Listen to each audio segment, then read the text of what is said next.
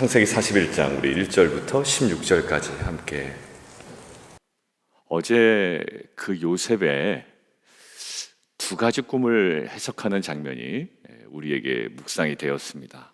첫 번째 꿈은 술 맡은 관원장의 꿈인데 그것을 해석하고 전하는 데는 전혀 문제가 없었을 거예요. 왜냐하면 당신 복직됩니다 라는 꿈이었기 때문에 사실 부담이 없죠. 그런데 두 번째 꿈, 당신 매달릴 겁니다 라는 이 꿈의 해석은 알고 있어도 굉장히 전하기가 부담스러운 해석이고 내용입니다.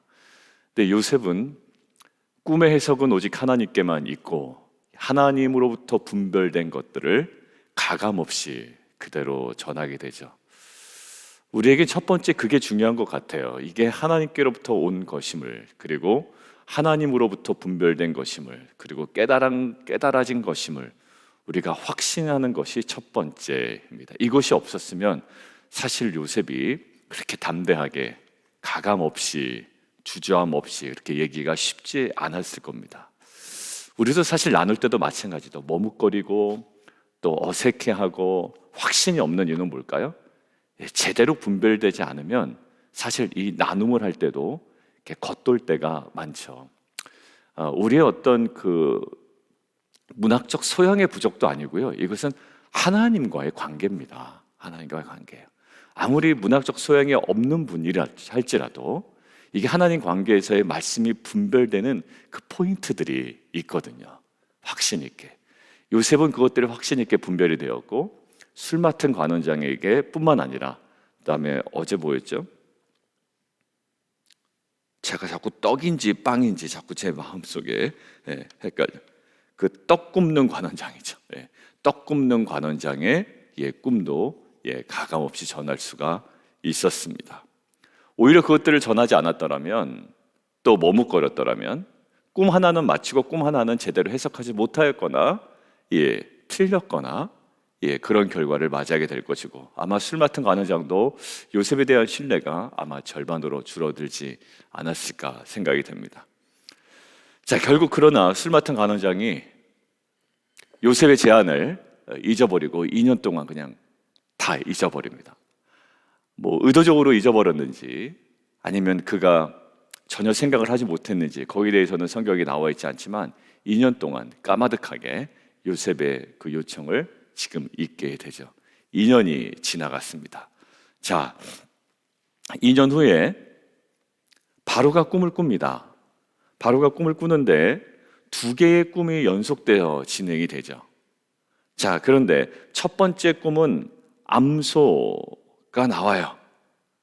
흉하고 파리한 소가 살찐 7소를 먹어버립니다. 바로가 깨죠. 그런데 다시 잠을 들어 꿈을 꾸는데 충실한 7 이삭이 마른 이삭으로부터 먹힙니다. 삼켜버립니다. 삼킴을 당하죠. 두 가지 꿈을 꿉니다. 그런데 이 두 가지 꿈이 반복되면서 바로에 드는 마음의 상태가 오늘 본문에 기록이 되어 있습니다. 자, 8절 한번 볼까요? 같이 한번 읽습니다. 시작. 사람을 보내어 애굽의 점술가들과 현인들을 모두 불러 그들에게 그의 꿈을 말하였으나 그것을 바로에게 해석하는 자가 없었더라. 번민했다라는 거야. 동요하고 번민합니다. 그런 반면 이 지금 요셉은요, 그런 바로에게 전혀 다른 이미지로 다가옵니다. 어떤 이미지인가? 16절 한번 볼까요? 시작. 요셉이 바로에게 대답하여 이르되 내가 아니라 하나님께서 바로에게 편안한 대답을 하시리이다. 거기 뭐냐면 편안한 대답을 하시리이다. 샬롬이라는 단어가 나와요. 지금 바로는 번민하고 있는데 요셉은 샬롬에 대한 확신을 가지고 전하고 있습니다. 자, 이게 아주 명확하게 대비가 되는 장면으로 묵상이 되었습니다. 지금 바로는 어떤 상태인가요? 번민이에요. 동요하고 번민합니다. 그런데 요셉은요, 샬롬을 이야기하고 있어요. 우리 흔히 보통 신앙생활 할 때, 신앙생활이 아니더라도 그냥 어떤 관념이 있습니다. 어떤 관념이 있냐면, 야, 저 사람은 고생을 많이 했기 때문에 결국 어떤 어려움이 와도 이겨낼 수 있을 거야 라는 경험치가 다들 우리에게 있습니다. 아, 저 사람은 고생 참 많이 했지. 고생한 만큼 저 사람은 노련해. 아니면 이 어려움을 능히 감당해낼 수 있어 라는 그 경험치에서 나오는 우리의 그 나눔들이 있거든요. 근데 정말 그렇던가요, 여러분들? 저는 이것들을 묵상하는데 그렇지 않은 사례들이 더 많다라는 것을 느꼈습니다. 고생한 만큼 사람이 성숙해지던가요, 정말? 그런 경우가 있고 그렇지 않은 경우가 있더라고요. 고생을 하는데 계속 그 고생과 어려움과 또 그로 인한 어떤 그 자기 번민과 그 동요가 끊이지 않는 경우가 있어요. 하면 할수록. 지금 바로가 딱 그런 상태입니다. 꿈을 꾸고 또 다른 꿈을 꿉니다. 이게 썩 좋은 꿈이 아닌 것을 감지하죠. 근데 계속 바로의 마음은 어떻죠? 이 동요와 번민이 있습니다. 고생이 우리를 단련시키는 것은 아니에요. 아, 목사님 그렇지 않은데요? 그 연단은 우리를 결국 로마서에 보면 연단은 우리를 더욱더 온전하게 한다고 했는데, 근데 고난이 결국 경험을 많이 하면 할수록 그것을 우리를 더 성숙하게 하고 온전하게 하고 바르게 하는 거 아닙니까? 예, 그런 요소는 될 수 있지만 반드시 그렇지는 않다라는 거예요. 우리가 경험해서 보면 고생을 경험하는 것보다 더 중요한 게 오늘 묵상이 됐습니다. 여러분들 아이들, 야, 너 고생 좀 해봐 라고 우리가 밀어놓습니다. 근데 아이들이 고생만 경험하고 정작 중요한 것을 경험하지 못하면 고생 가운데 상처만 생기더라고요. 그런 경우를 많이 봤어요. 그러니까 부모님들은 야, 너 고생 좀 해봐야 돼 하고 막 고생으로 밀어넣는단 말입니다. 근데 아이들이 정작 고생은 경험하는데 정작 중요한 것들을 경험하지 못하는 거예요. 오늘 바로와 요셉의 큰 차이가 어디 있냐면, 바로는요 계속 꿈을 통하여 번민 속으로만 들어갑니다. 근데 요셉은 왜 샬롬을 전할 수가 있었을까요? 무엇의 차이입니까?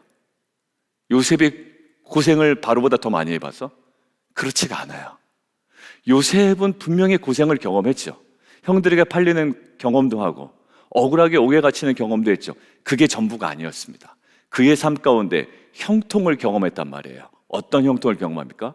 여호와께서 함께 하심으로 인한 형통을 경험해 봤어요. 여러분들 이게 중요해요. 단순히 야, 너 수많은 고생을 경험했을까? 이제 그 고생을 경험으로 뭔가 새로운 일이 너에게 펼쳐질 거야 라는 것들은요 그냥 세상적인 막연한 거예요. 너무 막연한 거예요. 여러분들 세상에 고생 경험하지 않은 사람이 어디 있어요? 근데 어떤 사람은 고생 때문에 오히려 더 큰 번민과 동요에서 헤어나오지 못하는 경우가 있고요, 어떤 사람은 더 많은 고생을 경험해도 거기서 새로운 세계를 경험한다고요. 핵심은요 얼마나 내가 고생을 경험했느냐가 중요한 게 아니라 그 가운데 얼마나 하나님을 경험했느냐. 볼까요? 꿈을 꾸는데 내용이 심상치가 않아요. 꿈의 내용이 뭔지도 몰라요, 사실. 아직까지 요셉은. 그런데 이 요셉은요 다른 사람의 고통 가운데서도, 누구죠? 술 맡은 관원장과 떡 굽는 관원장의 그 꿈의 해석을 통하여 무엇을 경험합니까? 나의 잘남을 경험하는 게 아니라 하나님의 해석을 경험하거든요. 하나님의 해석. 그러니까 우리가 큐티 나눔에서도 그래요. 그 사람의 이야기를 들을 때 결국 우리가 무엇을 경험하냐면, 야, 저 사람 고생 끝에 낙이 오는구나, 이런 어떤 막연함이 아니에요. 저는 신앙이 그냥 그것들로 퉁쳐버리는 신앙이 되지 않기를 원하는 거예요. 그냥 결국 그냥 뭐죠? 기승전, 그냥 결국 그쪽으로만 가요. 결국 그냥 하나님께서 잘 되게 해주시더라고요. 그냥 밑도 끝도 없어요. 말씀 묵상한 것도 없고 하나님을 경험한 것도 없고 그냥 결과만 가지고 이야기하는 거예요. 그냥 뭐 잘 되겠죠. 결국 하나님 말씀 앞에 나의 결단도 없어요. 그리고 그 고통 가운데 경험된 하나님도 없어요. 그냥 너무 막연한 거예요. 그런데 오늘 여러분들 요셉이 그 막연했다면 이렇게 담대하게 샬롬을 전할 수 있을까요? 안 돼요. 왜? 결과가 없는데. 우리는 다 결과가 이뤄진 다음에 그 보세요. 결국 이렇게 내 마음이 평안하고 이런 좋은 결과가 나오고. 아니요, 그것은 너무 막연해요. 기독교는요, 그 막연한 하나님이 아니거든요. 오늘 요셉이 정말 샬롬을 전할 수 있었던 것은 뭐냐면 그 두 사람의 이전의 꿈을 통하여 하나님의 해석을 자기가 경험을 했고요, 하나님의 해석을 담대히 전했고요. 이 사람은 어떻습니까? 죽어야 되는 운명인데 담대히 전하잖아요. 아까 서두에 길게 얘기한 부분이 바로 그 부분입니다. 무엇 때문에? 하나님께서 정확하게 꿈을 분별해 주셨고 이것들이 막연한 것이 아님을 알았기 때문에 그 떡 굽는 관원장에게도 어찌 보면 그의 비극적인 운명임에도 불구하고 담대히 전할 수 있었고, 이것이 총체적으로 하나하나 연결되어서 그는 어떤 거다? 하나님의 분별을 가진 자라는 분명한 인식을 주위 사람들에게 심어줄 수 있었던 거예요. 여러분들, 요셉에 대한 인상이 뭐였을까요? 요셉은 고생했으니까 어려운 일 잘 감당할 거다? 아니었어요. 이 사람은 꿈을 분별하는 자고 하나님의 분별이 그에게 있는 자라는 거예요. 세상은요, 고생 많이 한 사람 되게 인정해 줍니다. 그죠? 그 정도 고생했고 자수성가한 거 인정해 주고요, 고생 끝에 낙을 경험한 사람들이 인정해 주고, 정말 자수성가한 사람들이 인정해 준다고요. 저는 자수성가보다 더 중요한 게 있다고 생각이 들어요. 동일하게 고생하고 동일하게 어떠한 하나님께서 하나님이 아니더라도 그냥 고생 끝에 낙이 오는 경험을 한 것도 너무 중요하지만, 요셉은 뭘까요? 고생 끝에 아직 낙이 오지 않았거든요. 자기는 여전히 지금 옥에 갇혀 있습니다. 그런데도 무엇을 전한다고요? 샬롬을 전한다고요. 마치 이거와 똑같아요. 사도 바울이 빌립보 감옥에 있고 로마 감옥에 있는데 무엇을 전합니까? 오히려 하나님을 찬양하고 기도하고 예배하고, 그다음에 뭘까요? 많은 사람들이 로마 감옥으로 막 들고 나가면서 그에게 어떻게 복음을 듣고 오히려 샬롬을 전하고 있죠. 그는 어떤데? 지금 계속 고생만 하고 있잖아요. 고생하고 억울하게 갇히고 있는데도 결국 그는 뭐를 전합니까? 샬롬을 전해요. 자수성가 아닙니다. 고생 끝에 낙이 왔던 것도 아니에요. 그런데 그는 그 옥중에서 뭘 전하면? 샬롬을 전해요. 왜 그랬을까요? 사도 바울은요, 모든 여정 가운데 경험한 것이 있어요. 고생을 경험한 거 이전에 하나님을 경험했어요. 말씀을 경험했어요. 오히려 2차 전도여행 때는 자기가 복음을 전하고 싶은 지역이 막힘에도 불구하고 이 막힘 속에 무엇을 경험합니까? 하나님께서 뚫어놓으신 새로운 길을 경험한다고요. 마게도냐 환상을 통하여. 그러니까 계속 고생을 경험하지만 그는 비례해서 무엇을 경험합니까? 하나님을 경험하고 말씀을 경험하고 성령을 경험해요. 저는 이것이 신앙의 핵심이라고 생각이 됩니다. 여러분들, 최근에 낙심이 되는 일들을 경험하신 분들이 있어요. 관계 속에서의 낙심, 또 자신이 새롭게 시작하려고 하는 모든 어떤 사역이나 일들 가운데 이게 또 왜 지금 마찬가지로 인연이 늦춰지잖아요.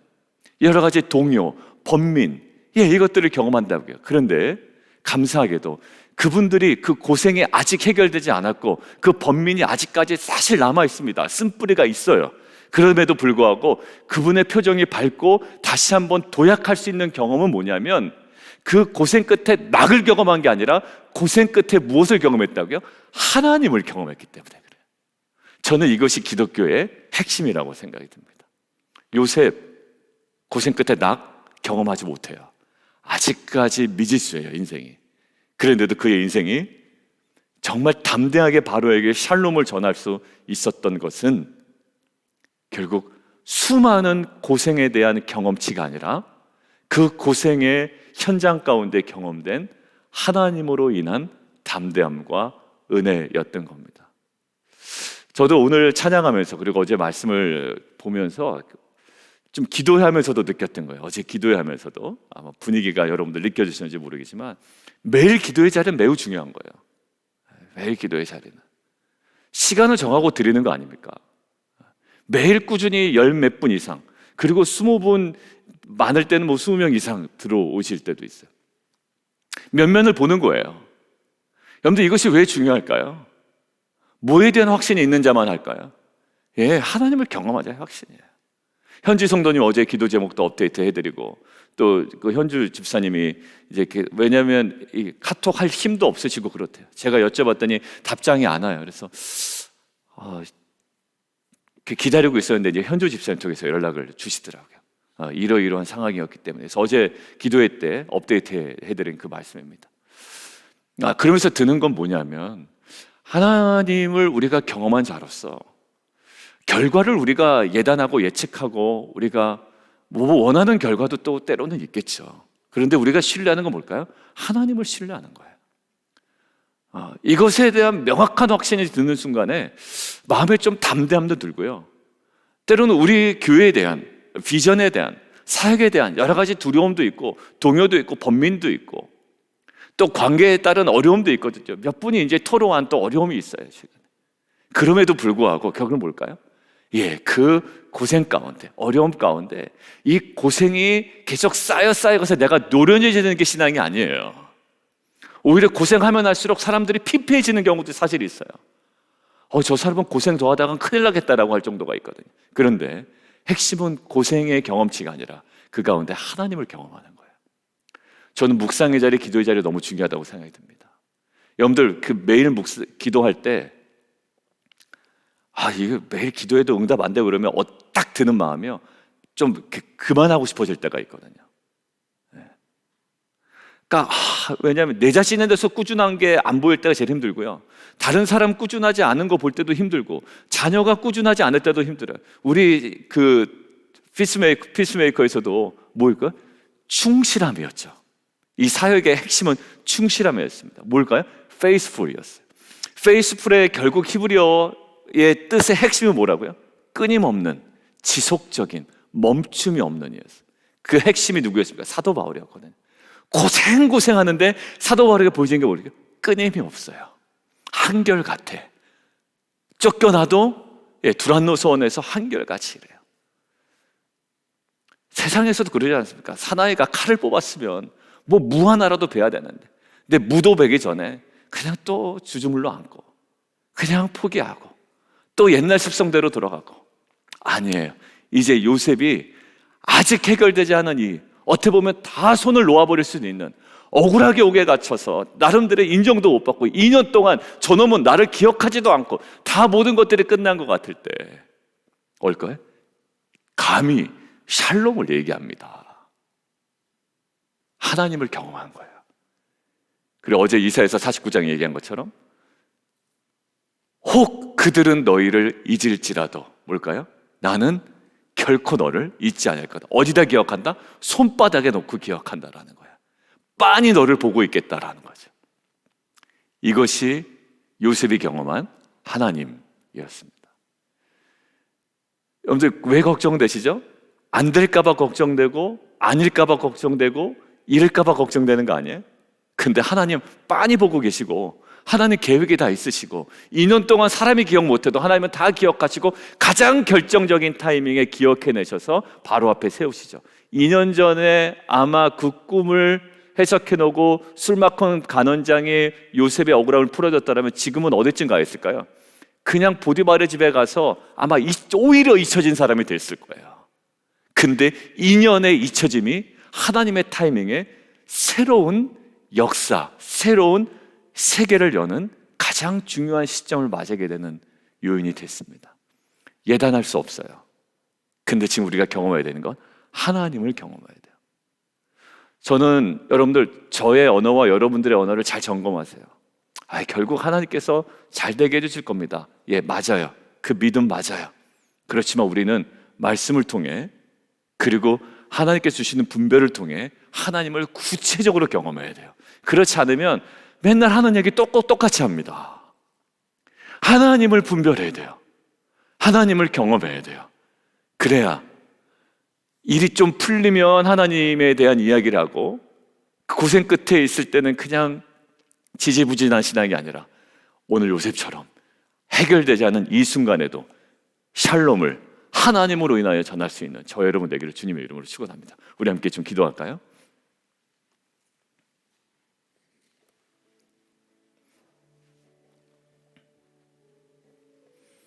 여러분 어떻게 이렇게 얘기할 수 있을까요? 요셉 자기 자신도 코가 석자인데 만약에 2년 동안 하나님 그 꿈을 해석해 놓고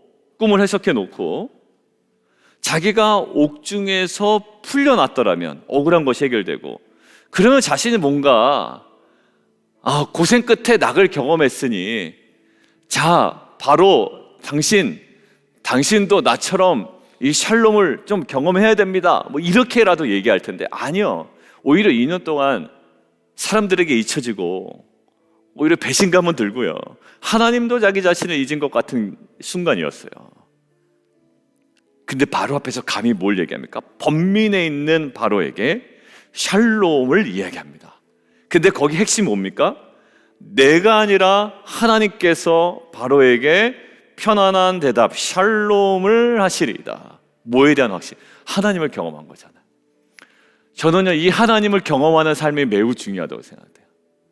저는 고생을 많이 한 사람이 신앙이 성숙한 사람이 아니라, 동일한 고생을 하더라도 이 시험이 있고 연단이 와도 온전하게 하는 것들이요, 그 가운데 하나님을 경험하는 것, 그게 바로 사도 바울이 그랬습니다. 우리 안에 그 하나님을 깊이 경험하고, 말씀을 통해 하나님 그 분별을 경험하고, 하나님께서 우리에게 주시는 음성을 통하여 하나님 이 고난을 능히 감당해내는 귀한 공동체 되게 도와주십시오. 우리 함께 기도하며 나아가도록 하겠습니다.